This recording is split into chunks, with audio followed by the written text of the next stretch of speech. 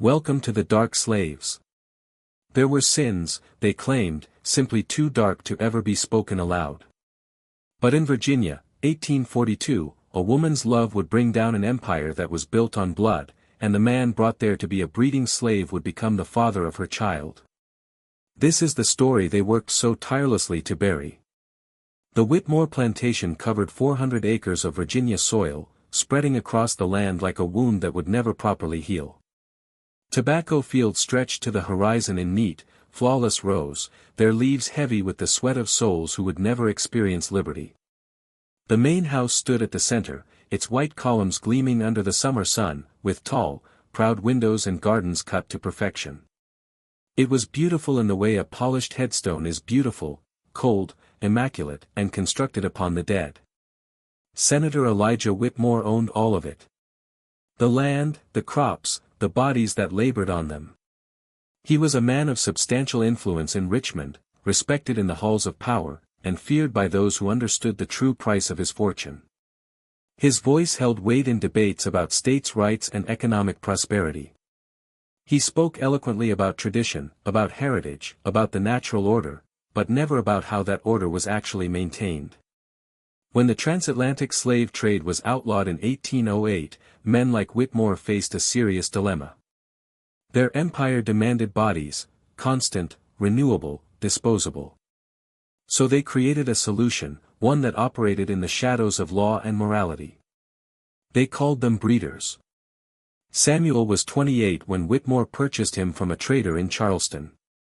He wasn't bought for his skill with tobacco or his ability to repair fences. He was purchased for his physique, 6 feet of muscle and bone, healthy teeth, a strong back, clear eyes. The bill of sale categorized him differently from the field hands. The price was higher. The purpose was unmistakable. He arrived at Whitmore Plantation on a Tuesday morning in March. The other enslaved people watched as he was led past the quarters toward a separate cabin near the stables. They understood what that meant. They had seen others like him before, men sent into cabins with women they didn't know, men who fathered children they would never raise, men whose humanity was reduced to a single biological function. Samuel walked with his head held high. That was the first thing people noticed about him. Not defiance exactly, that would have cost him his life, but something deeper. A refusal to disappear inside his own skin. He carried himself like a man who still remembered what it felt like to make his own choices, though those days were long behind him. The overseer, a thick-necked man named Garrett, established the rules on his first day. You do what you're told. You go where you're sent. You don't speak unless spoken to. You don't look at the main house. You don't look at Miss Catherine. You understand? Samuel nodded. Say it. I understand. Garrett spat into the dirt. Good. Senator paid good money for you. Don't make him regret it. The cabin they gave him was larger than most, a concession to his value, not his comfort. It contained a cot, a lantern, a basin for washing. Through the window, he could see the main house in the distance. At night, candlelight flickered behind the curtains. He wondered what kind of woman lived in a house like that. What kind of woman could sleep soundly knowing her wealth was built on suffering? He would find out soon enough. Catherine Whitmore was 26, married to the senator for 8 years. She was beautiful in the way wealth allows, well-fed, well-dressed, well-shielded from the world's crueler truths. Her skin was pale from days spent indoors. Her hands were soft, her voice cultured and measured. She had been raised to be the perfect political wife, gracious at dinner parties, silent during disagreements, decorative without being distracting. But beneath the silk and smiles, something else stirred, a restlessness she couldn't name, a sense that the life she was living belonged to someone else. She had been told in no uncertain terms to stay away from the breeding cabins. It's not something a lady concerns herself with, Elijah had said one evening over supper, his tone closing the matter. That part of the operation is handled by Garrett. You needn't think about it. But she did think about it. Late at night, lying beside her husband's sleeping form, she thought about the women taken to those cabins. She thought about the children born there, sold away before they could walk. She thought about the arithmetic of it all, how many bodies equaled how much profit, how many lives could be measured in pounds of tobacco. She hated herself for not doing more than thinking.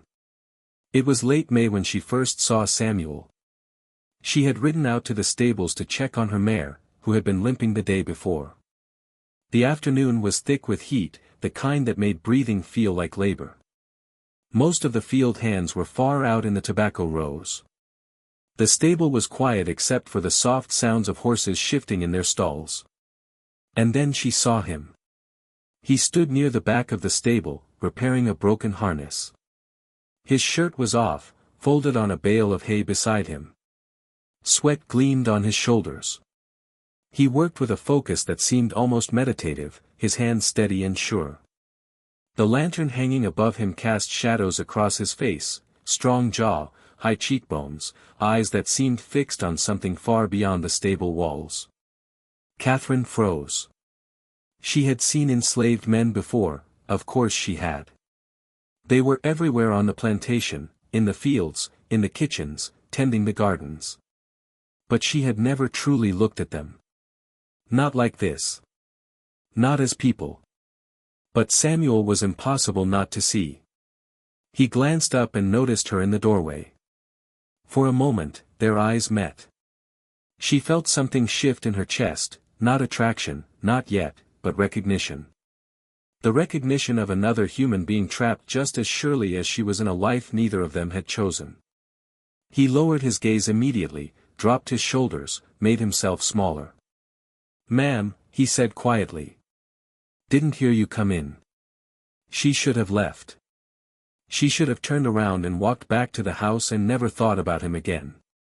That was what a proper lady would have done. Instead, she stepped inside. "I came to check on my horse," she said, her voice steadier than she felt. "The chestnut mare. Is she all right?" "Yes, ma'am. Garrett had me wrap her leg. Should be fine in a few days." He hesitated. "You know, horses." He didn't finish the sentence. He didn't have to. Catherine nodded slowly. "Thank you for taking care of her." "Just doing what I'm told, ma'am." There was no bitterness in his voice, no anger, just a quiet acceptance that made her feel suddenly, violently ashamed. She left without another word. But that night, lying in bed beside Elijah, she could not stop thinking about the man in the stable, about the way he had looked at her, not with lust or resentment, but with something closer to sorrow, as if he understood exactly what she was and pitied her for it. The next day, she found an excuse to return to the stables. And the day after that. Each time she told herself it meant nothing. She was simply checking on her horse, simply ensuring the work was being done properly, simply passing time in the unbearable heat of a Virginia summer. But the truth was harder to swallow. The truth was that Samuel made her feel seen in a way her husband never had. When they spoke, brief exchanges, nothing improper, he listened to her words as if they mattered. He didn't dismiss her thoughts or redirect the conversation back to himself. He didn't treat her like a beautiful object to be displayed and protected. He treated her like a person. It was dangerous. She knew that. She knew what happened to enslaved men even accused of looking at white women the wrong way. She knew what happened to white women who violated the unspoken rules of their society. But knowing did not stop her from returning. Knowing did not quiet the strange, insistent pull she felt toward him. By the end of June, their conversations had grown longer. She would bring him water under the pretense of kindness. He would thank her with careful politeness. And slowly, carefully, they began to talk about things that had nothing to do with horses or work. He told her about his childhood before he was sold, about his mother who sang in a voice that could make grown men weep, about his father who had taught him to shape metal until it bent to his will, about the small moments of joy that had existed even in bondage. She told him about her life too, about the suffocating expectations, the loneliness of being married to a man who saw her as an extension of his ambition, the guilt that gnawed at her every time she sat down to a meal she had not earned. "I don't know how to live with it," she admitted one evening, her voice barely above a whisper. "Knowing what this place is built on." Samuel looked at her for a long moment. "Then don't," he said simply. "It's not that easy." "No," he agreed. "But it's that simple." The summer deepened, the tobacco grew tall, and in the quiet spaces between duty and decorum, something impossible began to take root. Neither of them spoke its name, but they both felt it growing. August arrived like a fever. The air hung thick and wet over the plantation, turning every breath into an effort. The tobacco leaves drooped under their own weight, and the enslaved workers moved through the fields like ghosts, their bodies bent beneath the sun's relentless hammer. Inside the main house, Catherine sat by the window, watching the heat shimmer above the fields, and felt the walls closing in. Elijah had been in Richmond for 3 weeks. The legislative session had stretched longer than expected, and he had sent word that he would not return until September. Catherine should have felt relief. Instead, she felt something closer to permission. She went to the stables every evening now. It had become a ritual, this dangerous thing they were doing, not quite friendship, not quite anything else. They talked while he worked, mending leather, checking hooves, organizing tack. She sat on a bale of hay and watched his hands move with practiced precision. Sometimes they spoke about small things. Other times they sat in silence, and that felt like a conversation too. "Do you ever think about leaving?" she asked one night. Samuel paused, his hands stilling on the bridle he was repairing. "Every day." "Then why don't you?" He gave her a look that was almost gentle. "Where would I go, Miss Catherine? They'd hunt me down before I made it 10 miles. And when they brought me back." He didn't finish the sentence. He didn't need to. Did you know the origins of modern American policing trace directly back to slave patrols established in the early 1700s? South Carolina created the first formal slave patrol in 1704, giving armed white men legal authority to stop, question, search, and brutally punish any black person found without proper documentation from their owner. These patrols operated as organized terror squads, riding at night to prevent gatherings, suppress potential uprisings, and capture runaways. Patrollers could enter any slave quarters without warning, inflict punishments including whipping and mutilation, and faced no legal consequences for violence against enslaved people. After the Civil War, many former slave patrollers became the foundation of Southern police departments, bringing their methods and racial attitudes into the new law enforcement system. The parallels between slave patrol tactics, stopping black people without cause, demanding papers, using excessive force, and modern policing issues remain disturbingly evident. Some historians argue that understanding this origin is essential to comprehending why police-community relations in black neighborhoods remain fraught with tension centuries later.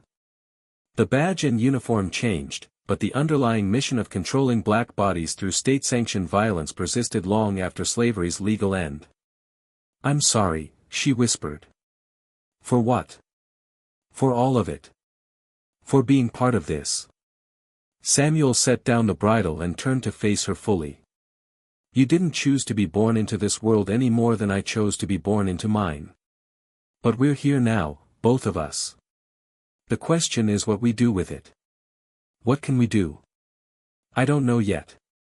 His eyes held hers. "But I think we're trying to figure it out." That was the moment everything changed. Not with a touch or a kiss, but with the acknowledgement that they were trying to figure something out together, that despite every law, custom, and danger, they were becoming something more than mistress and slave. They were becoming real to each other. The first time he touched her, it was to catch her hand as she stumbled on the uneven stable floor. His fingers were rough from work, warm and solid. She looked down at their hands, his dark skin against her pale, and felt the ground shift beneath her feet.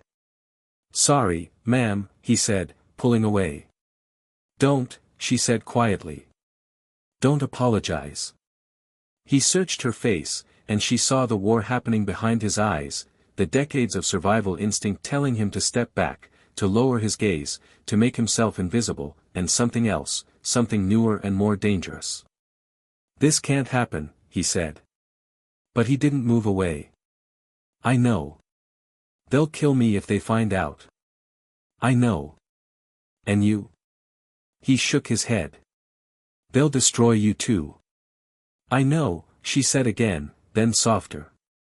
"But I'm already dying, Samuel. I've been dying since the day I married him. At least this would be living." The kiss, when it came, tasted like salt and summer and everything forbidden.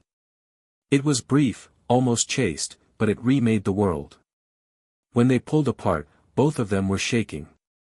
"We can't," Samuel said, but his voice had no conviction. "We can't," Catherine agreed. But the next night, she came back. And the night after that. And slowly, carefully, in the spaces where no one was watching, they built something that should not have been possible, a connection, a tenderness, a love that existed in defiance of everything their world stood for. They were careful. They had to be. Catherine came to the stables only when darkness had fallen and the other enslaved people were locked in their quarters. Samuel made sure to maintain his distance during the day, his eyes sliding past her as if she were invisible. They spoke in whispers. They moved like conspirators. But inside those stolen hours, they were just two people trying to hold on to something beautiful in a world designed to destroy beauty. Samuel told her things he had never told anyone, about the auction block where he had been sold at 16, about the woman he had loved on a previous plantation who had been sold away before he could say goodbye, about the children he had been forced to father, none of whom he would ever know. "Do you hate me?" Catherine asked one night. "For what my people have done to yours?" He considered the question carefully. "I hate what you represent. The system that made you. But you." He shook his head. "No. I think you're trying to be better than what you were born into. That's more than most people can say. It's not enough. Maybe not. But it's something." Catherine told him about her own cage, the one made of silk and expectations. How she had been taught from childhood that her value lay in her ability to ornament a man's life. How Elijah had courted her not because he loved her, but because her father's shipping business would be useful to his political career. How she had spent 8 years being the perfect wife and had disappeared a little more every day. "Do you love him?" Samuel asked. "No. I don't think I ever did. Do you love me?" The question hung in the air between them. Catherine could hear her own heartbeat in the silence. "Yes," she said finally. "God help me. Yes." Samuel closed his eyes. When he opened them again, they were wet. "This is going to end badly. You know that." "I know. We should stop right now. Before it goes any further." "We should," she agreed. But neither of them moved. The night they first made love, the air was thick with an approaching storm. Lightning flickered on the horizon, and thunder rumbled like a warning. Catherine had told the house staff she was retiring early with a headache. She slipped out through the kitchen door and ran across the dark yard to the stables, her heart hammering against her ribs. Samuel was waiting. They didn't speak, words felt inadequate for what was happening between them. He touched her face like she was something precious. She pulled him close like she was drowning and he was air. When they came together, it was with a desperation born of knowing this was temporary, stolen, doomed. But it was also tender, gentle, real. Afterward, they lay tangled together in the hay, listening to the storm break over the plantation. Rain hammered the roof. Wind shook the walls. And inside that small shelter, they pretended the world outside didn't exist. "If things were different," Catherine whispered against his chest. "What would we be?" "Free," Samuel said simply. "Where would we go?" "North. Canada. Maybe somewhere they couldn't touch us. Could we be happy there?" He kissed the top of her head. "We could try." But morning always came, and with it reality. Catherine would slip back to the main house before dawn, her body aching with pleasure and guilt in equal measure. Samuel would return to his work, his face carefully blank, his movements careful and controlled. And everyone on the plantation would go about their business, never knowing that in the darkness, two people were rewriting the rules. By September, Catherine realized she was pregnant. She knew immediately, the morning sickness, the tender breasts, the bone-deep exhaustion. She had been married for 8 years without conceiving, and Elijah had long ago stopped trying. This child could only belong to one man. Terror came first, cold and absolute. If Elijah found out, Samuel would die, not quickly, not mercifully. They would make an example of him. And Catherine herself would be ruined, divorced, shamed, destroyed. But beneath the terror, something else stirred, something she had thought was dead. Hope. She told Samuel on a moonless night in late September. He went very still, his hands frozen on the bridle he had been mending. "You're sure?" "Yes." "How long?" 2 months. Maybe 3. He set down the bridle carefully, as if it might shatter. Then he stood and walked to the stable door, staring out at the dark fields. Catherine watched his shoulders rise and fall with each breath. She waited. Finally, he turned back to her. "What do you want to do?" "I don't know. I came here to tell you first before She couldn't finish the sentence. Samuel crossed the stable in 3 strides and pulled her into his arms. She felt his heart racing against her cheek. "It's mine," he said, wonder and horror mixing in his voice. "A child of mine that's actually mine. They'll know when it's born. There's no. They'll know. I know." He pulled back to look at her face. "We have to run. Both of us. Before Elijah comes back from Richmond. Before you start showing. We have to leave now." "Where would we go?" "North. Philadelphia, maybe. There are people there who help runaways. Free black communities. We could disappear. They'll hunt us. I know.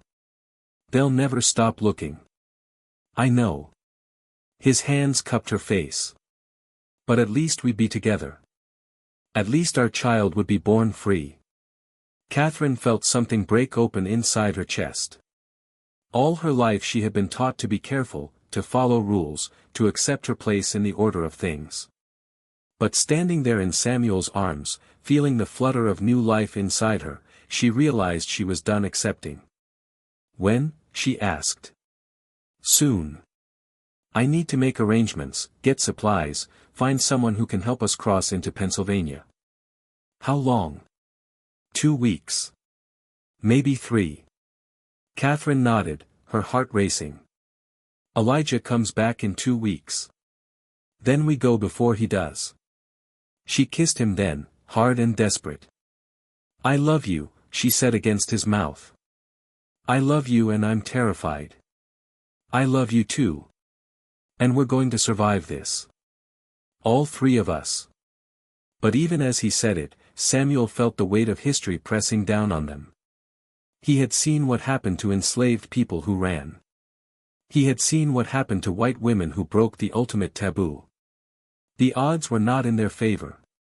But the alternative was unthinkable. So they began to plan their escape. 2 people the world said could never love each other, preparing to burn their lives down for a chance at something better. Outside, autumn began to creep across Virginia. The tobacco was harvested. The days grew shorter. And in the Whitmore Plantation's main house, Catherine Whitmore began gathering everything she could not bear to leave behind. She was going to need a new name soon, a new life, a new story to tell about who she was and where she came from. But for now, she was still the senator's wife, still playing her part, still counting down the days until she could finally be free. The 3rd week of September brought an unexpected letter. Catherine was sitting in the morning room pretending to read when Mary, the house girl who brought the post, knocked softly and entered with a silver tray. Mail from Richmond, ma'am. Catherine's stomach clenched. She recognized Elijah's handwriting immediately, precise, controlled, each letter formed with mechanical perfection. She waited until Mary left before opening the envelope. The message was brief. Returning October 2nd. Governor's dinner on the 5th, ensure your green silk is pressed. E.W. October 2nd. That gave them exactly 9 days. Catherine felt the room tilt slightly. 9 days to gather supplies, arrange passage, and vanish into the night with an enslaved man. 9 days before her husband returned and their window closed forever. She folded the letter carefully and tucked it into her pocket, then walked calmly upstairs to her bedroom. Once inside, she locked the door and let herself shake. She couldn't go to the stables until nightfall. The hours crawled by with agonizing slowness. She took lunch in her room, claiming another headache. She paced the floor. She watched the sun drag itself across the sky like it was stuck in honey. When darkness finally came, she slipped out through the kitchen garden and ran. Samuel was waiting in the usual spot, the back corner stall where the shadows were deepest. He saw her face and immediately pulled her close. What happened? Letter from Elijah. He's coming back on October 2nd. Samuel went rigid. That's 9 days. We have 9 days. He pulled back to look at her, his hands on her shoulders. Then we leave on October 1st. The night before he arrives. But you said you needed 2 weeks to arrange everything. We don't have 2 weeks. We have 9 days. His voice was steady, but she could feel the tension vibrating through him. I've been talking to Josiah. Who's Josiah? Works in the tobacco barn. He has a brother in Philadelphia who got out 5 years ago. The brother sends letters through the blacksmith in town, coded messages about where to go, who to trust. Josiah has been planning his own run for years. Will he help us? He already agreed. Says there's a Quaker family about 40 miles north, near Fredericksburg. They hide runaways in a false cellar. From there, we can follow the North Star toward Pennsylvania. Catherine tried to absorb this. The magnitude of what they were planning felt suddenly terrifyingly real. What do we need? Money. As much as you can get without raising suspicion. Dark clothes for both of us. Food that won't spoil, dried meat, hard bread, apples. Matches. A good knife. And horses. 2 of them. I can get the money. Elijah keeps cash in his study for household expenses. And there's jewelry I can take. The horses are trickier. If we take them, they'll know we're running. They'll come after us faster. What if we walk? 40 miles through Virginia backcountry with you pregnant. We'd never make it. Samuel paced the stable, thinking. We take the horses, but we don't take yours. Too recognizable. There are 2 geldings in the north field that work the plows. Not pretty, but strong. We take those. Catherine nodded, trying to memorize everything. What else? We go at midnight on October 1st. I'll have the horses ready at the creek crossing half a mile south of the main house. Can you get there without being seen? Yes. The house staff goes to bed by 10. I'll wait until everyone's asleep. Bring only what you can carry in a saddlebag. Nothing else. No trunk. No extra dresses. Nothing that would slow us down. Samuel.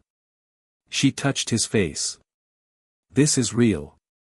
We're really doing this. We're really doing this. He kissed her forehead. Are you scared?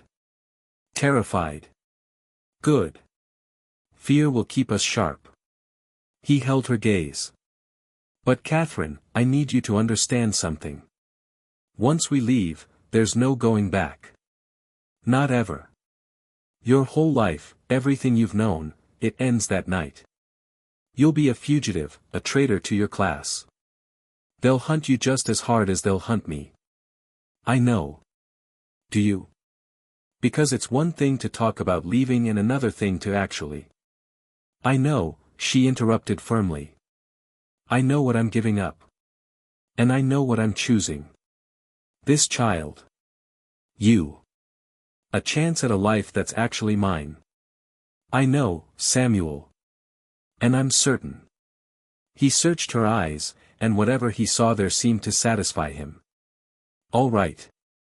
Then we do this together. They spent the next hour going over details, timing, routes, contingency plans if things went wrong. Samuel had clearly been thinking about this for a long time. He knew which roads to avoid, which towns had sympathetic communities, which rivers could be crossed safely. He had the kind of detailed knowledge that only came from years of quiet observation and desperate hope. How long have you been planning to run? Catherine asked. Since the day I arrived here. But I was waiting for the right moment, the right circumstances. He smiled faintly.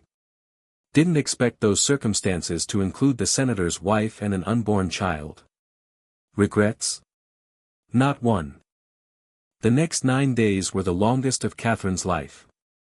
She moved through each day like an actress playing a role, performing the routines of plantation life while her mind raced with preparations. She took small amounts of cash from Elijah's study, never enough to be noticed at once, but steadily accumulating a significant sum. She packed a saddlebag and hid it under her bed, filling it with practical clothing, sturdy boots, dried food wrapped in cloth. She wrote a letter to her sister in Charleston, carefully worded so it could be read as normal correspondence but containing a goodbye. She wrote another letter to her father, thanking him for the life he had given her and apologizing for the scandal she was about to create. She sealed both letters and tucked them into the desk in Elijah's study, where they would be found after she was gone. During the day, she watched Samuel from a distance as he worked. He was careful to maintain his usual patterns, mucking stalls, repairing equipment, disappearing into the breeding cabin when ordered. No one suspected anything. Why would they? An enslaved man and the senator's wife. It was unthinkable. That was what would save them, the sheer impossibility of it. But Catherine also saw the toll the waiting took on Samuel, the careful control he had to maintain, the way he flinched when Garrett barked orders, the nights when she came to the stables and found him sitting in the dark, his head in his hands, shoulders tight with tension. "Tell me about Philadelphia," she said one night, trying to distract him. "What will it be like?" Samuel looked up, and slowly his expression softened. "Free. That's what it'll be like. Free. But what will we do? How will we live? I can work. Blacksmithing, carpentry, stable work. I'm good with my hands. And you?" He smiled slightly. "You can do anything you want. That's what freedom means. I've never done anything I wanted in my life. Then it's time to start." On September 30th, the day before they were to leave, Catherine woke with a sense of finality. This was the last morning she would wake up as Catherine Whitmore. The last time she would sleep in this bed, eat at this table, look out these windows. By tomorrow, she would be someone else entirely. She dressed carefully in her simplest day dress. She walked through the house one last time, touching the furniture, the walls, the doorframes, not with nostalgia. She felt no love for this place, but with a need to mark the ending, to acknowledge what was being left behind. In the afternoon, she went to the garden and picked flowers. Not for any particular reason, just because she could, because it was September and the roses were still blooming, and tomorrow she would be running for her life through the Virginia wilderness. That night, she took her last bath as a married woman. She washed her hair with lavender soap. She put on her plain traveling dress and sturdy boots. She packed the last few items into her saddlebag, the money, a miniature portrait of her mother, a small knife she had taken from the kitchen. Then she sat by the window and watched the sun set over the tobacco fields. Samuel would be preparing too, gathering supplies, bridling the horses, making sure everything was ready for their midnight departure. In just a few hours, they would meet at the creek crossing, and then they would ride into the unknown together. Catherine pressed her hand to her stomach, where their child was growing. A child who would be born free, who would never know the weight of chains or the sting of a master's whip. That alone made everything worth it. At 11, she heard the house settle into silence. The servants had retired to their quarters. The fires had been banked. Somewhere in the distance, a dog barked once and then quieted. Catherine stood, picked up her saddlebag, and walked to the door. This was it, the moment of no return. She opened the door and stepped into the hallway. The floorboards creaked softly under her feet as she made her way toward the stairs. Every sound seemed amplified, her breathing, her heartbeat, the rustle of her skirts. She moved as quietly as she could, staying in the shadows. She made it down the stairs without incident, through the dining room, past the parlor, into the kitchen. The back door was locked. She had oiled the hinges that morning, so it opened soundlessly. She slipped outside into the cool night air and closed the door behind her. The moon was a thin crescent, providing just enough light to see by. Catherine crossed the kitchen garden, then the side yard, moving quickly but not running. Running would draw attention if anyone happened to be awake. The tobacco field stretched out before her, silver-black in the moonlight. She could see the dark line of trees that marked the creek about half a mile away. That was where Samuel would be waiting. She was halfway across the field when she heard it. A voice calling from the house. "Miss Catherine. Miss Catherine, are you out here?" Mary, the house girl, must have woken and noticed her absence. Catherine's heart seized. She dropped into a crouch between the tobacco rows, her breath coming fast and shallow.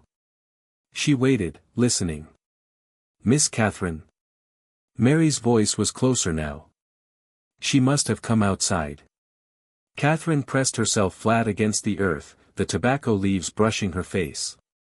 She could hear Mary walking around the yard, calling her name. If she was discovered now, everything was over. Samuel would be whipped, sold, or worse. Their child would be born into slavery. All of it would end before it began. She stayed perfectly still, barely breathing.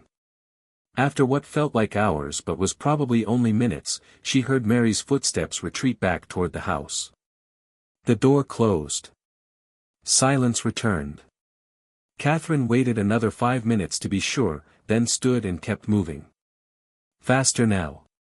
The creek was close, and there in the shadows beneath the trees, she saw him. Samuel, standing beside 2 dark horses, waiting for her. She ran the last 100 yards and fell into his arms. "You came," he whispered against her hair. "Of course I came." He pulled back to look at her face. "Ready?" "Ready." He helped her mount one of the horses, then swung on to the other. They walked the horses quietly through the creek, the water splashing softly around the animals' legs. On the far bank, Samuel turned to look back at the plantation one last time. Catherine followed his gaze. The main house sat white and still in the distance, a monument to everything they were leaving behind. "Goodbye," she whispered. Then Samuel urged his horse forward, and they rode north into the darkness. 2 fugitives chasing freedom under a sliver of moon. Behind them, the Whitmore Plantation slept on, unaware that its mistress had vanished into the night. They rode hard for the first 3 hours, pushing the horses as fast as they dared in the darkness. Samuel navigated by the North Star, keeping them on a steady northward trajectory through fields and forest, avoiding roads where they might be spotted. The night air was cool against Catherine's face, and she focused on the rhythm of the horse's movement, the creak of leather, the sound of Samuel's horse moving just ahead of hers. They didn't speak. Speech felt dangerous, like it might break the spell that was carrying them forward. By 3 in the morning, Samuel slowed his horse to a walk. They were deep in forest now, following what looked like an old hunting trail. The trees pressed close on either side, their branches forming a canopy that blocked out even the thin moonlight. "We need to rest the horses," Samuel said quietly. And ourselves. We'll stop here until first light. They dismounted in a small clearing. Samuel tethered the horses where they could reach grass and water from a small stream. Did you know while most Americans know about ships crossing the Atlantic, few know about the massive domestic slave trade that moved hundreds of thousands of enslaved people by sea along the American coastline throughout the 1800s. After Congress banned the international slave trade in 1808, an internal maritime network transported enslaved people from the Upper South to the Deep South via ships sailing from ports like Alexandria, Virginia, and Baltimore to New Orleans, Mobile, and Savannah. These coastwise voyages were often more brutal than the Middle Passage itself. Ships were smaller, more crowded, and captains faced no international scrutiny. Enslaved people were chained below deck in conditions as horrific as transatlantic vessels, but with one crucial difference: these were American ships flying the American flag, carrying American citizens to be sold in American ports. The journey from Chesapeake Bay to New Orleans took 2 to 3 weeks in conditions so deplorable that mortality rates reached 15%. One vessel, the Creole, became famous in 1841 when 19 enslaved people mutinied, killed the crew, and successfully sailed to the Bahamas, where British authorities freed them, one of the most successful slave revolts in American history.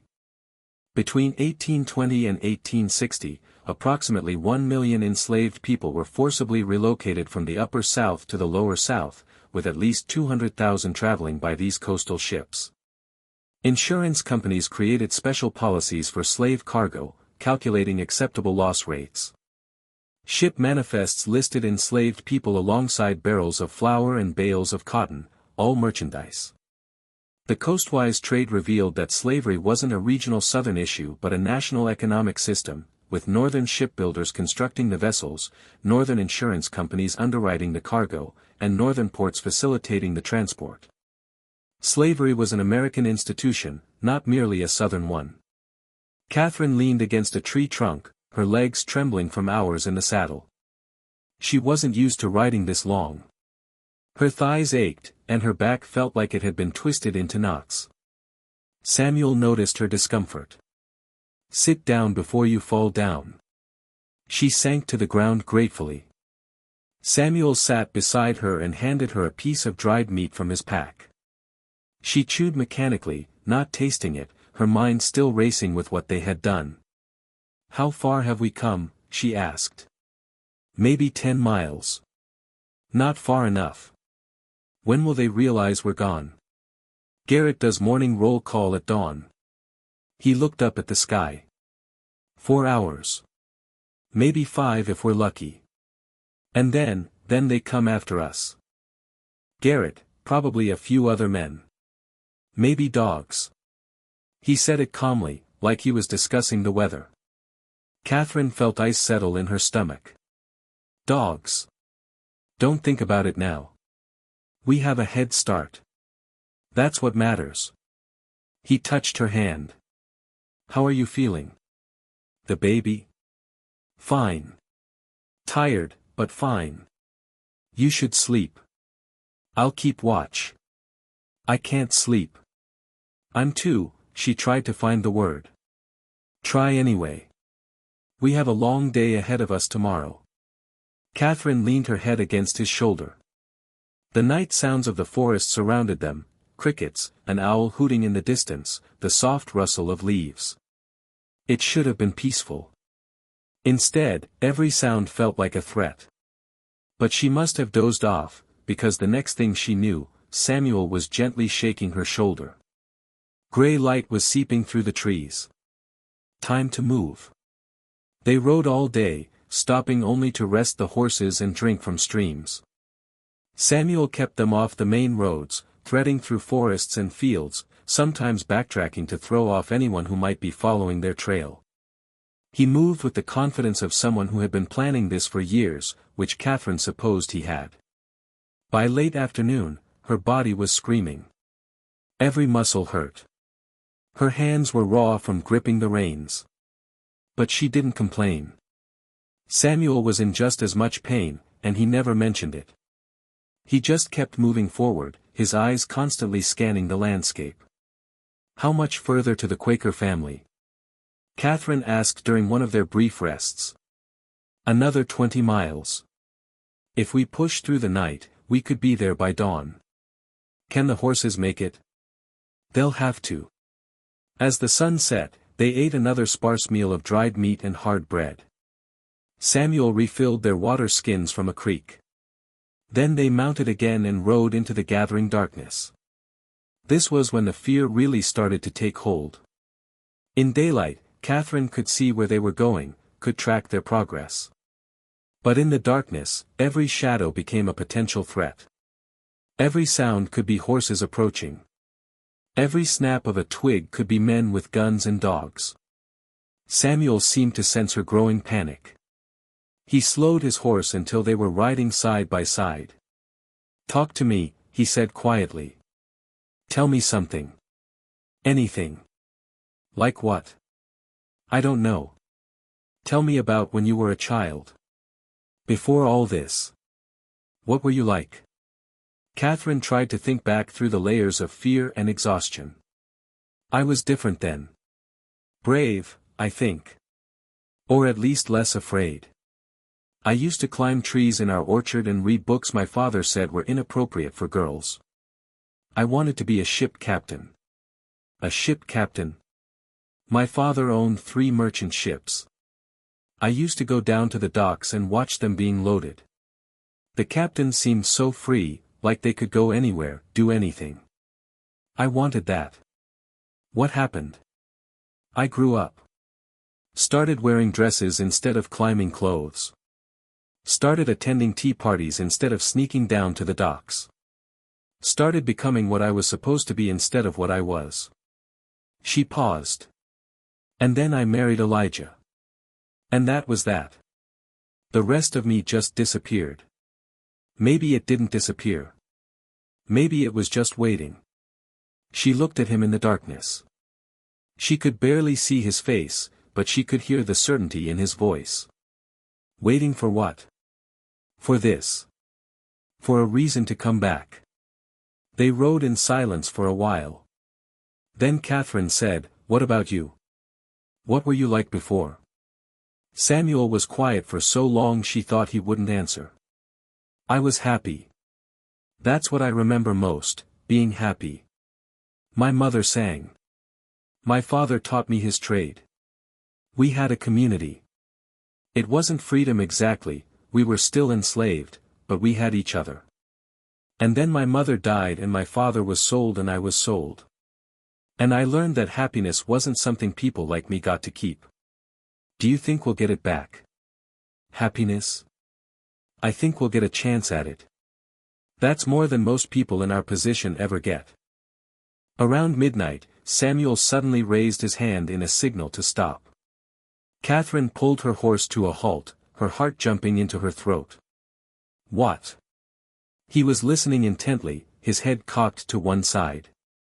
Catherine strained to hear what he was hearing. At first there was nothing but the normal forest sounds. Then she caught it. Distant barking.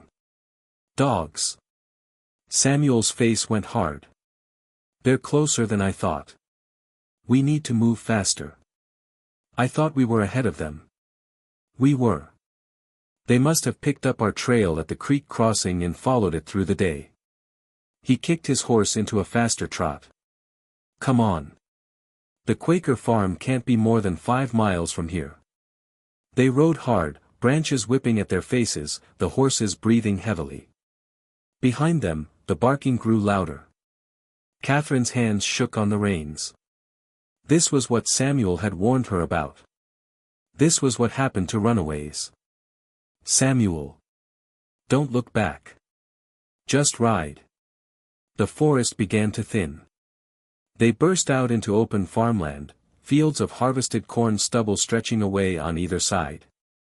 In the distance, Catherine could see the dark shape of a farmhouse and barn. "There." Samuel pointed. "That's got to be it." They galloped across the fields, the horses foaming with sweat. The barking was very close now. Catherine risked a glance back and saw torchlight flickering at the edge of the forest, maybe half a mile behind them. They reached the farmhouse and practically fell off their horses. Samuel pounded on the door, glancing back at the approaching lights. "Please, please, we need help. They're coming." The door opened. A tall man in plain Quaker dress stood there holding a lamp. He took one look at them, Samuel, black and desperate, and Catherine, white and disheveled, and immediately understood. "Inside. Quickly." They stumbled into the house.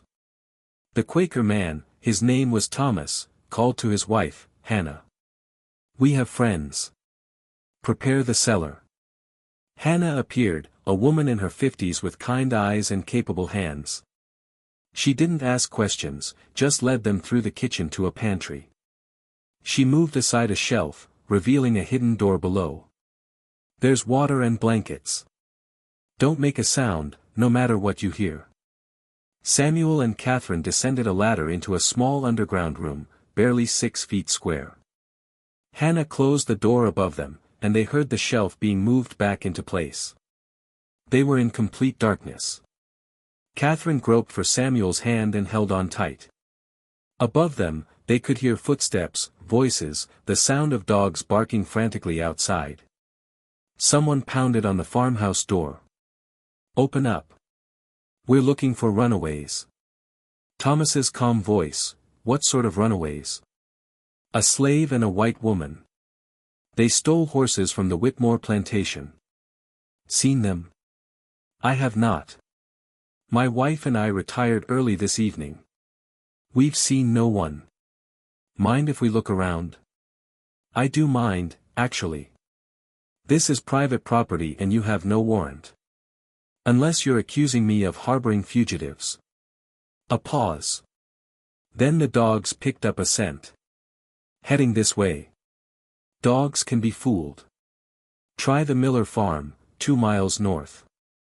They have more visitors than we do." Another pause. Catherine held her breath. Finally, "All right. But if we find out you're lying, Quaker, there'll be consequences. I'm aware of what consequences await those who tell falsehoods. Good night, gentlemen." The door closed.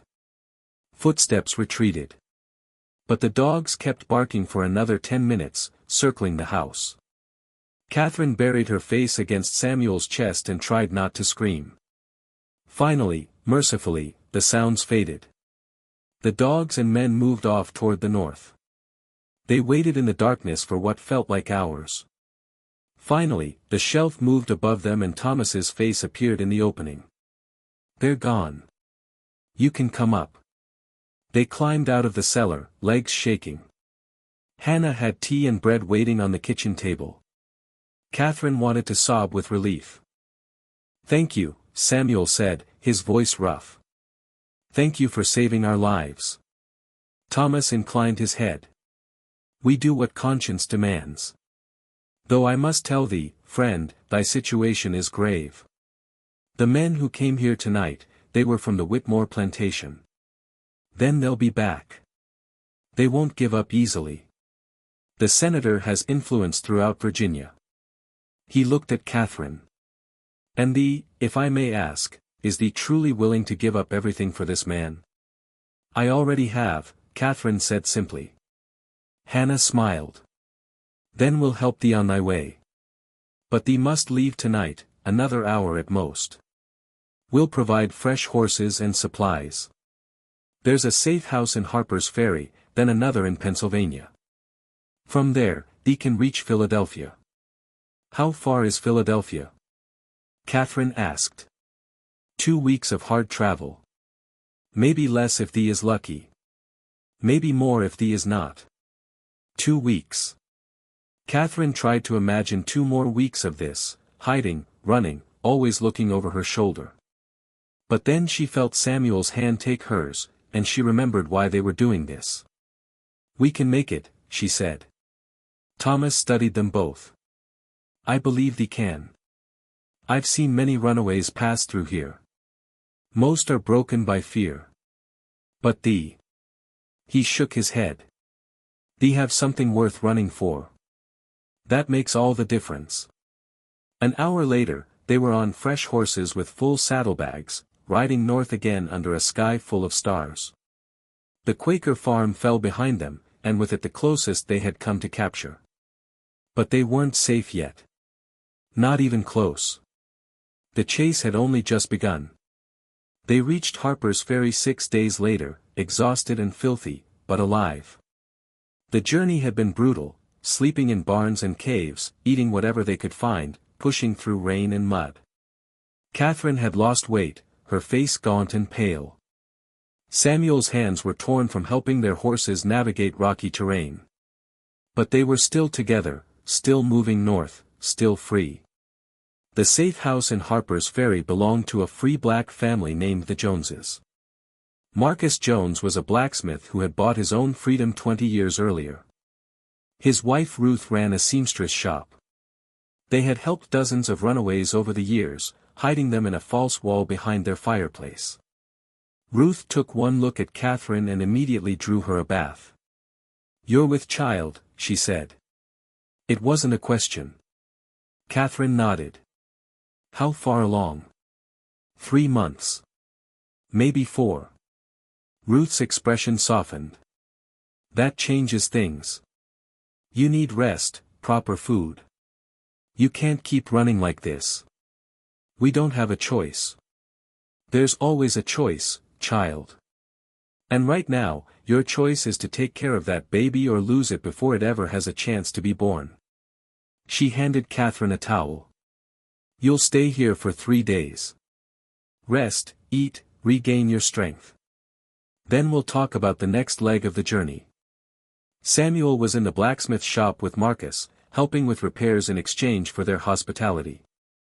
Catherine could see them through the window, Samuel's shoulders bent over the forge, Marcus showing him something about the metalwork. For a moment, watching him, she could almost imagine a different life, a normal life.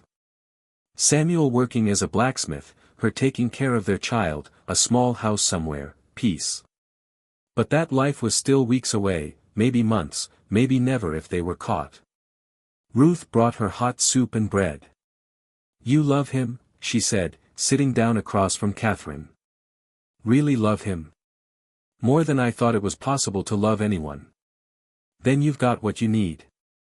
Love like that, it'll carry you through almost anything." Ruth paused. "But I need to be honest with you. The road north gets harder from here. You're wanted now, both of you. Every sheriff between here and Pennsylvania will be looking for a black man and a white woman traveling together. That's not something you can hide. What do we do? You split up." Catherine's heart dropped. "What?" "Just temporarily. Just through the dangerous sections. Samuel travels with Marcus, they can pass as a blacksmith and his apprentice heading to a job. You travel with me. I have family in Chambersburg, Pennsylvania. We can say you're my cousin from Richmond coming to visit." "Absolutely not." Catherine shook her head. "No. We stay together. That's non-negotiable." Ruth sighed. "I understand. I do. But think about the baby. Think about what happens if you're caught together. The senator will show no mercy, not to Samuel and not to you. At least if you're separate, one of you might escape. Or both of us might be caught. No. We've come this far together.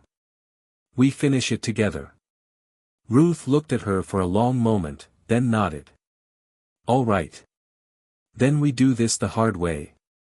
Marcus knows a road through the mountains, less traveled, harder to patrol.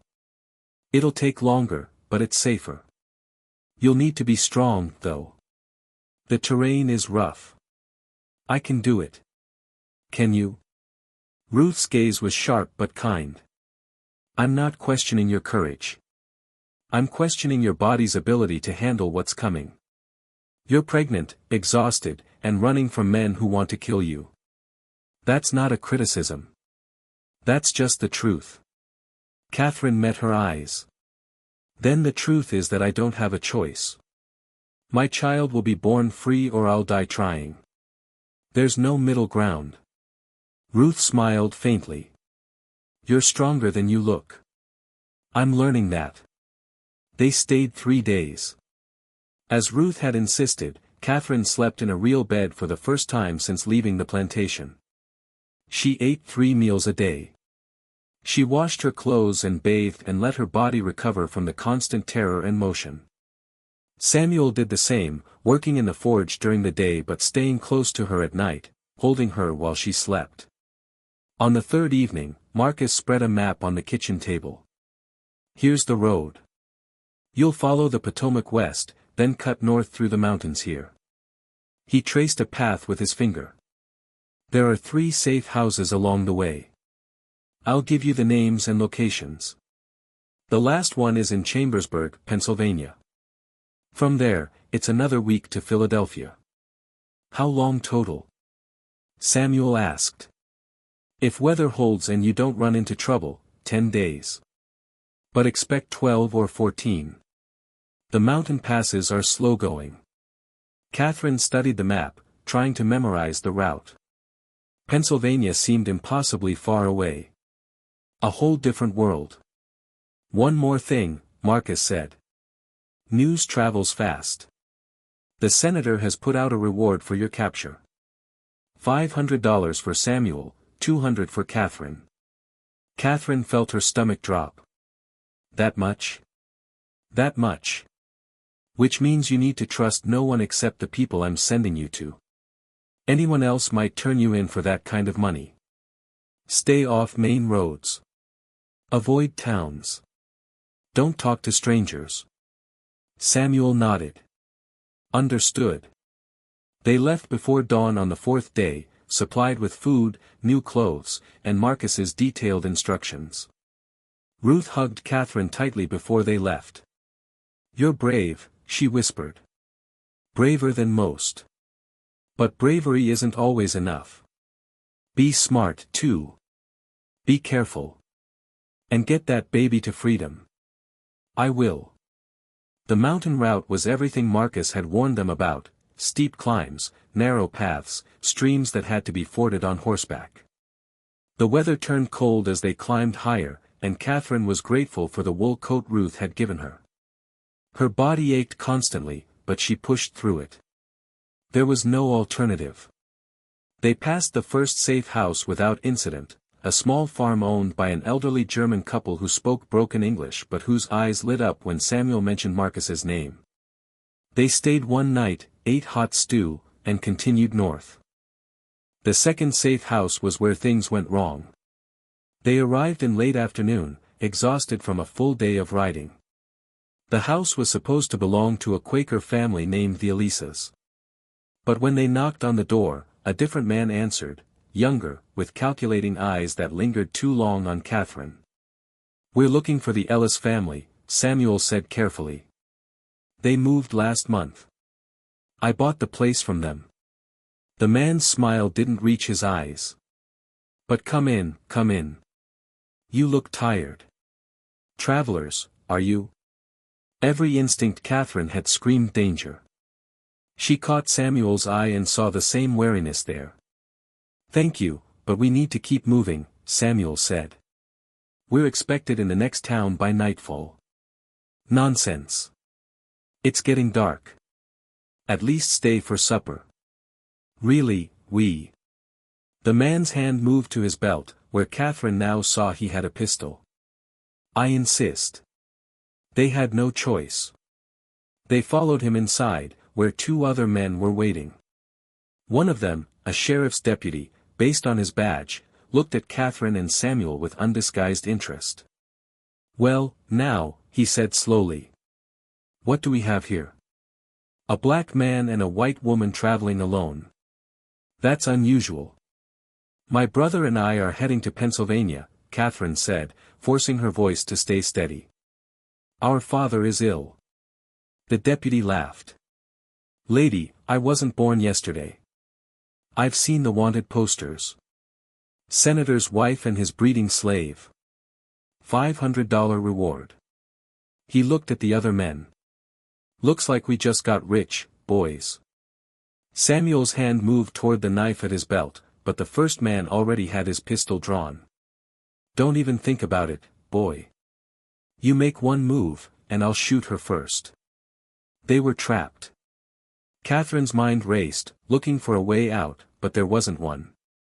3 armed men between them and the door. No weapons except Samuel's knife. No way to fight.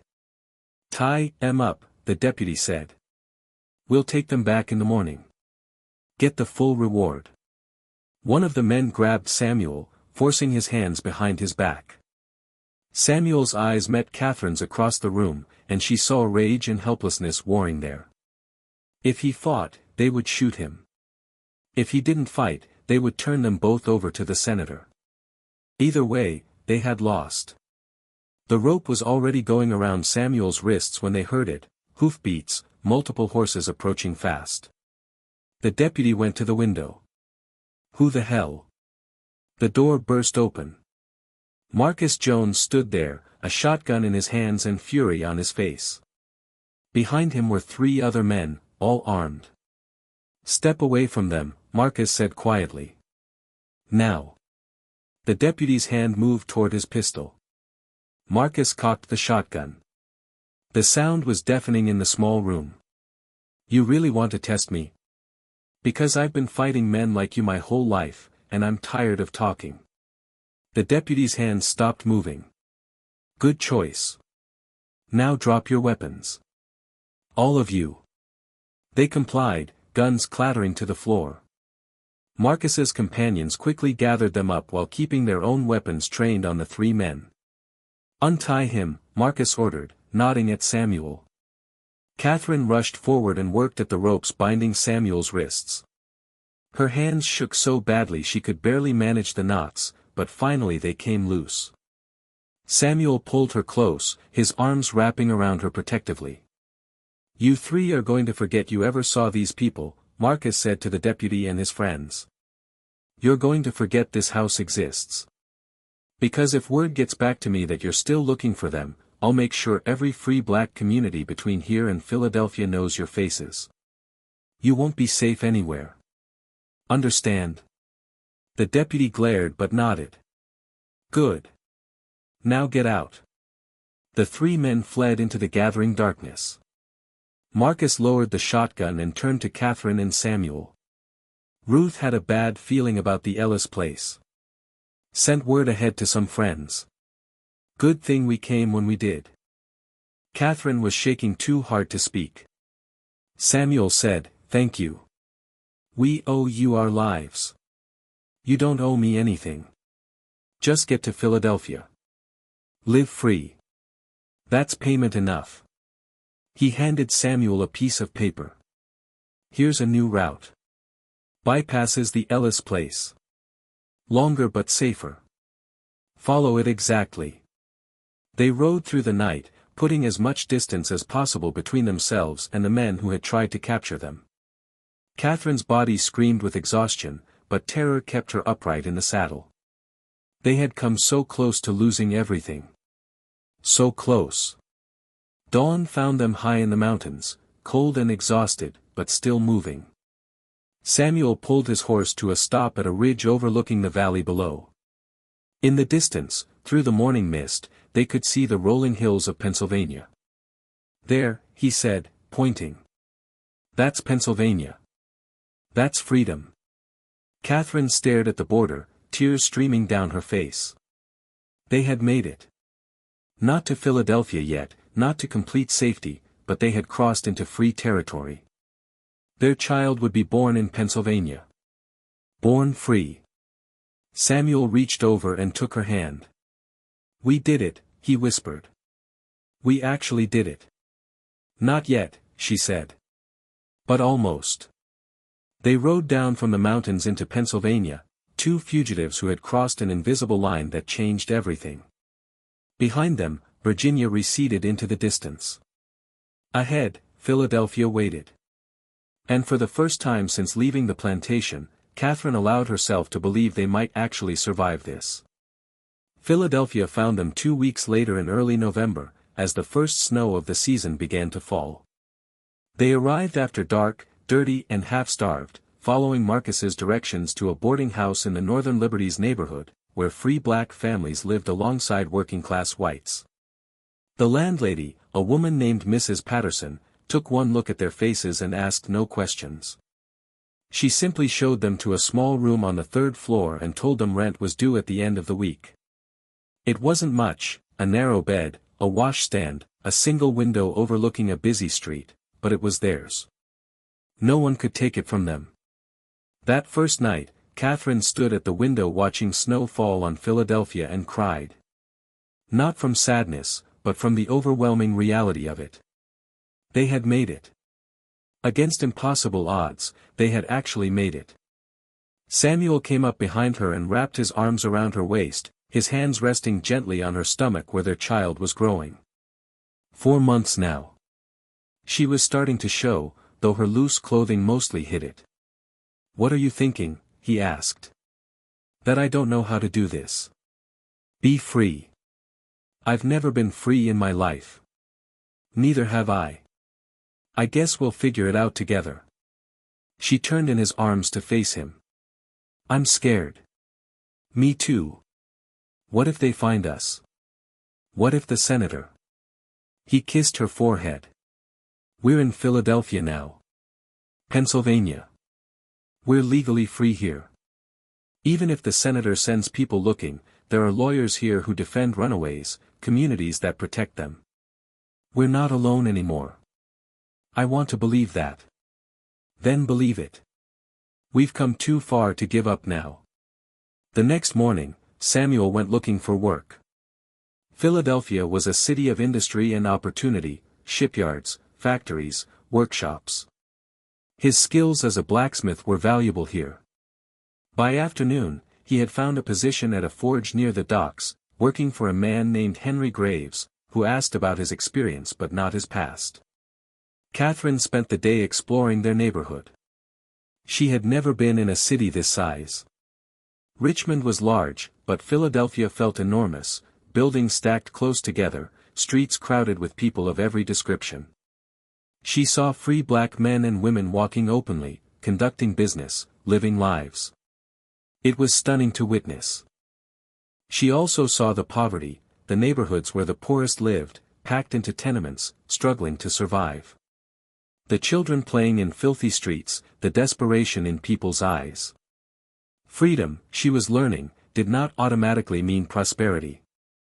That evening, she and Samuel ate a simple meal in their room, bread, cheese, apples bought from a street vendor. It felt like a feast. "I found a midwife today," Catherine said.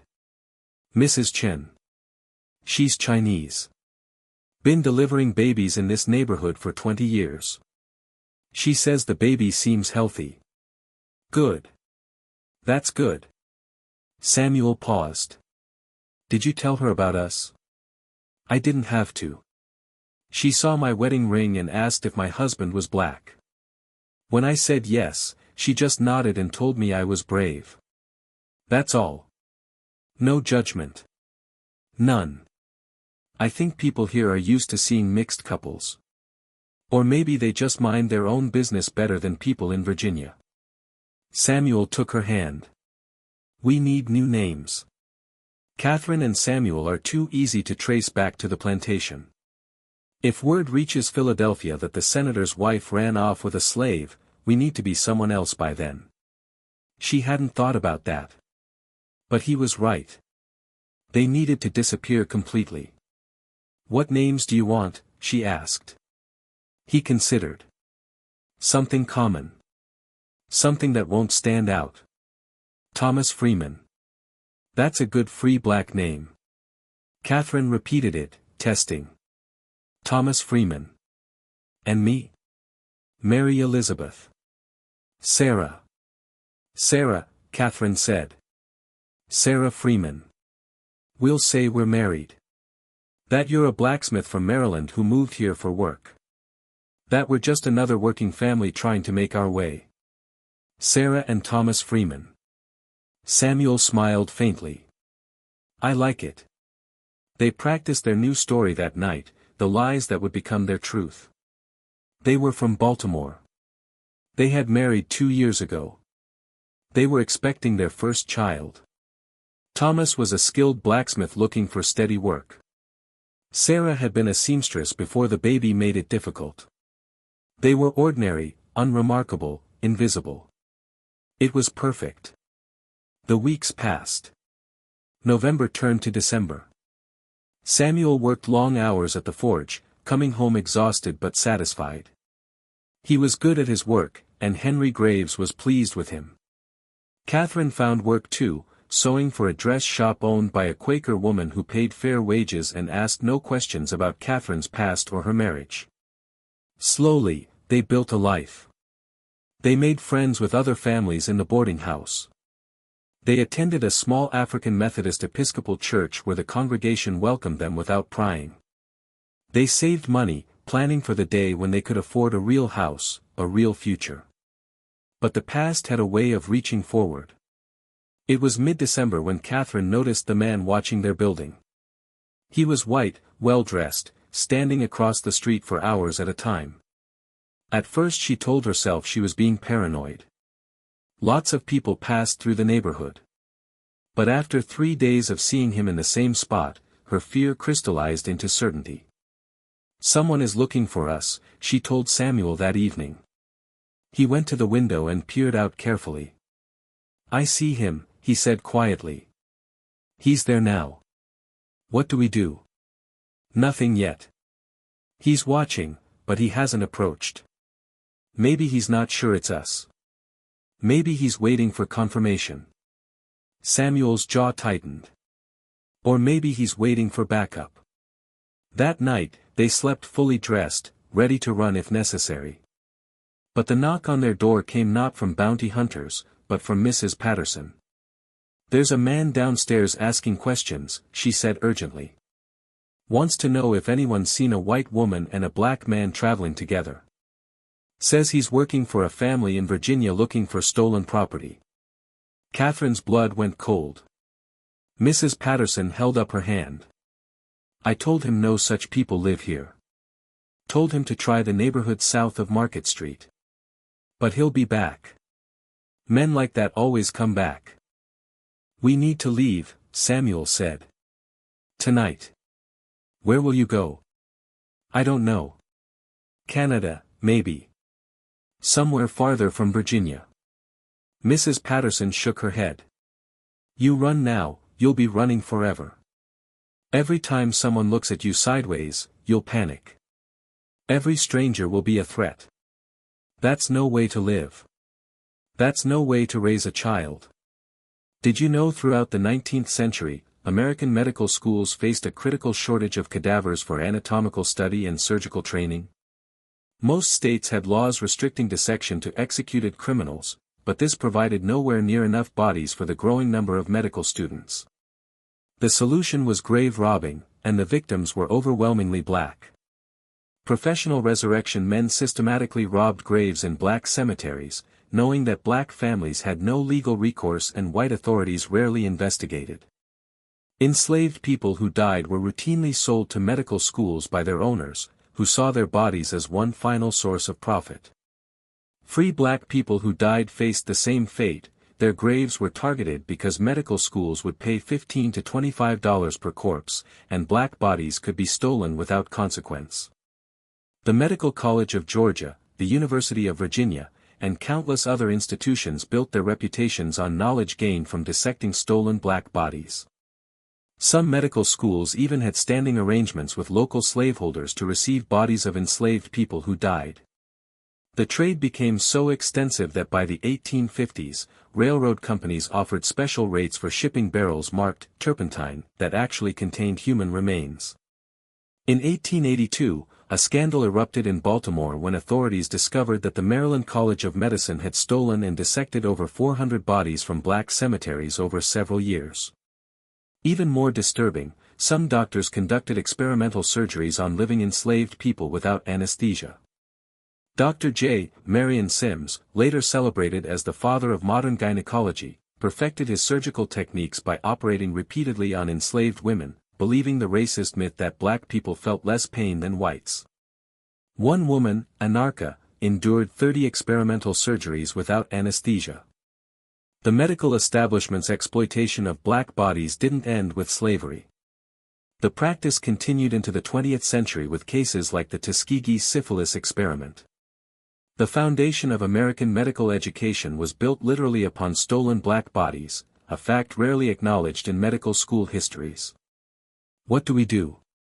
Catherine asked desperately. You fight. Philadelphia has laws protecting freedom. You go to the Vigilance Committee. They help fugitives fight extradition. You get a lawyer. You make them prove you're who they say you are. And you trust that there are more people here willing to protect you than there are people willing to turn you in. It was a risk, a huge risk. But Mrs. Patterson was right. They couldn't run forever. The next morning, they went to the Vigilance Committee office on 6th Street. The director was a black man named William Still, who had helped hundreds of escaped slaves secure their freedom. He listened to their story without interruption, taking careful notes. When they finished, he leaned back in his chair. The senator is a powerful man. He has connections in Philadelphia.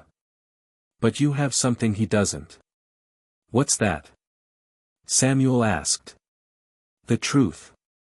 You're free people now. Under Pennsylvania law, you came here voluntarily. You've established residence, found work, integrated into the community. That makes you legally protected. Still tapped his pen on the desk. Now, if the senator tries to claim your fugitive slaves, he'll need to provide proof of ownership and go through the courts. That takes time, and time is on our side. What about the man watching our building?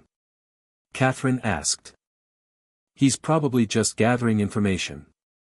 Unless he has a federal warrant, he can't touch you. And getting a federal warrant for a white woman who left her husband voluntarily, that's tricky legal ground. Still smiled. I've been doing this a long time. I'll protect you. You have my word. They left the office feeling cautiously hopeful. Still had given them the names of 2 lawyers who would represent them if necessary. He had also sent word through the free black community to keep watch for the senator's agent and report his movements. The man disappeared from their street the next day. But Catherine knew it wasn't over. The senator would not give up this easily. She was right. In January, as Catherine's pregnancy entered its 7th month, a letter arrived at the boarding house. It was addressed to Catherine Whitmore, her old name, her married name. With shaking hands, she opened it. The letter was from Elijah. Catherine. I know where you are. I know what you've done. You have committed adultery, theft, and the corruption of my property. By all rights, I should have you arrested and that slave hanged. But I am a reasonable man. I am willing to offer you a way back. Return home. Leave the slave behind. Claim you were kidnapped, forced, coerced. I will publicly forgive you. The scandal can be managed. We can move past this. But the child you carry cannot be born. It is evidence of your crime, and evidence must be eliminated. A midwife will be arranged. The procedure is simple. Afterward, we can rebuild. This is my final offer. If you refuse, I will pursue you through every legal means available. I will destroy you and everything you've built here. I will see that slave burned alive, and I will watch you hang for your crimes. Choose wisely. E.W. Catherine read the letter twice, then handed it to Samuel without a word. She watched his face harden as he read. He wants you to kill our baby, Samuel said flatly. Yes. And come back to him. Yes. What are you going to do? Catherine took the letter from his hands and walked to the small stove in the corner of their room. She opened the door and held the paper to the flames. They both watched it burn.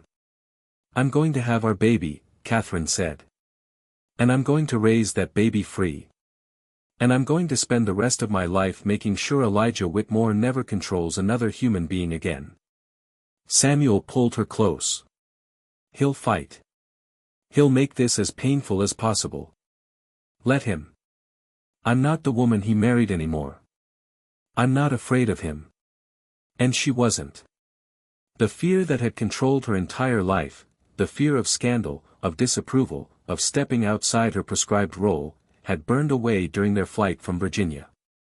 What remained was harder, clearer, stronger. She had crossed rivers in the dark. She had hidden from dogs and men with guns. She had ridden through mountains, pregnant and terrified, and she had survived. Elijah Whitmore could threaten all he wanted. He had already lost. Their daughter was born in March during a late-season snowstorm that blanketed Philadelphia in white. Mrs. Chen delivered her in their small room while Samuel held Catherine's hand and coached her through the contractions. The baby emerged, screaming and perfect. Her skin a beautiful light brown, her eyes dark and alert. "She's healthy," Mrs. Chen announced, wrapping the baby in clean cloth. "Strong lungs, good weight.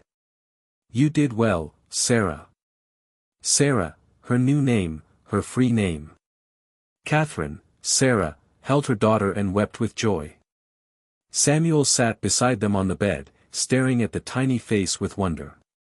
"She's ours," he whispered. "Really ours. No one can take her from us." "What should we name her?" Sarah asked. Samuel thought for a moment. "Hope. We name her Hope Freeman. Because that's what she is. The hope we fought for. Hope Freeman." Sarah repeated it, testing the name. "Yes. That's perfect." They registered the birth the next week at City Hall. Hope Freeman, born March 15, 1843, to Thomas and Sarah Freeman, free residents of Philadelphia. No mention of plantations or senators or Virginia. Just a free child born to free parents in a free city. The legal battle with Elijah dragged on for 2 more years. He tried everything, claiming Catherine was mentally incompetent, that she had been kidnapped, that Samuel had used voodoo or drugs to control her. Each claim was more desperate than the last, and each one was struck down by the Pennsylvania courts. Finally, in 1845, the last lawsuit was dismissed. The judge ruled that Catherine had left voluntarily, that she was of sound mind, and that her marriage to Elijah had been effectively dissolved when she fled. Samuel was deemed a free man under Pennsylvania law, regardless of his status in Virginia. They were free, legally, officially, finally free. The senator died 2 years later. Some said from a stroke, others from the humiliation of losing his wife to a slave. Sarah didn't attend the funeral. She didn't mourn. She simply turned the page and kept building her new life. By 1850, Thomas and Sarah Freeman owned a small house in Philadelphia. Thomas ran his own blacksmith shop, employing 3 other free black men. Sarah had become involved in the abolitionist movement, working with the Underground Railroad to help other escaped slaves find freedom. Hope was 7 years old, learning to read and write in a school for black children, growing up knowing nothing of chains or auctions or the brutal arithmetic of slavery. They had 2 more children, a son named Marcus after the man who saved them, and another daughter named Ruth after the woman who sheltered them. The Freeman family became a fixture in their community, respected and loved. Sometimes late at night, Sarah would stand at the window of their house and remember the woman she used to be, Catherine Whitmore, the senator's wife, living in a gilded cage on a Virginia plantation. That woman felt like a stranger now, a ghost from another life. She had burned that life down, and from the ashes had built something infinitely better. One evening in 1852, a young woman appeared at their door.